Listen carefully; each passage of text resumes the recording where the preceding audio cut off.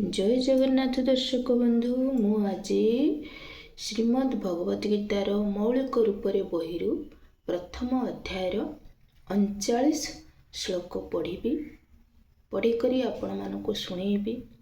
आपण मानक जदि भल लागिबो लाइक शेयर कमेंट करिवे आउ एई भलिया श्लोक शुणिबा पई मो चैनल टी सब्सक्राइब कर देबे।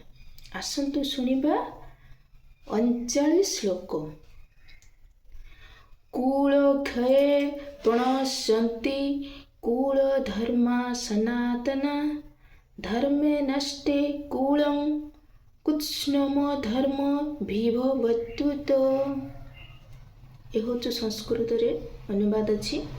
तापर तार ओडिया अनुवाद वंशनाशरे सनातन कूल धर्म ध्वंस हो जाए एवं सेइथिपाई वंशर अन्य माने अधर्म आचरण करि थांती। यार भावार्थ को देखिबा। वर्णाश्रम पद्धति रे कूलर लोकमानंकर आध्यात्मिक उन्नति निमित्त अनेक धार्मिक नीति नियम विधि विधान अछि। वर्णाश्रम पद्धति रे कूलर लोकमानंकर उन्नति पाई आध्यात्मिक उन्नति पाई धार्मिक नीति नियम आउ विधि विधान अछि। जन्म ठारू आरंभ करी मृत्यु पर्यंत जो संस्कार क्रिया अछि सेगुड़िक रक्षा करिबा दिगरे वंशर वयोज्येष्ठ व्यक्तिगण दायी अटंती। ताहले जन्म ठारू आरंभ करिके मृत्यु पर्यंत आम जीवनर जो संस्कार क्रिया से सबू परिभाषा करिबा पाई वंशरे वयोज्येष्ठ व्यक्तिंकर गुरुत्वपूर्ण भूमिका रही।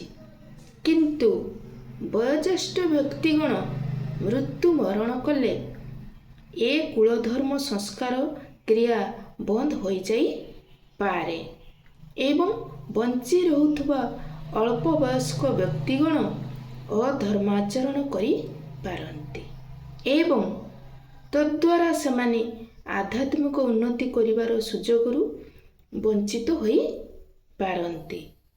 तेणु केबे हेले वंशर वयोज्येष्ठ व्यक्तिगण को हत्या करा जिबा उचित नुहे। ताले ए श्लोक रे भल भाबरे कहाइछि जे वर्णाश्रम पद्धति रे जो कहा जाइछि जन्म ठारू आरंभ करिके मृत्यु पर्यंत जो संस्कार क्रिया मनुष्य जीवन को आसे से हूँ वंशर वयोज्येष्ठ व्यक्ति पाखर ही आसे जहाँ से शिखई से भाया ता परंपरा चाली रहिबो। जदि वयोज्येष्ठ व्यक्ति न रुहे ताहले कुल धर्म बा सनातन धर्मर कुल धर्म नाश होइथाय। एई श्लोक रे कहा जाइछि जे वयोज्येष्ठ व्यक्ति को केबे भी हत्या करा जिबा उचित नुहे। जदि हत्या करा जाए ताहले अल्प वयस्क पिला माने बड़ हेले कौन से संस्कार धर्म बा संस्कार क्रिया जानी पारिबे नहीं।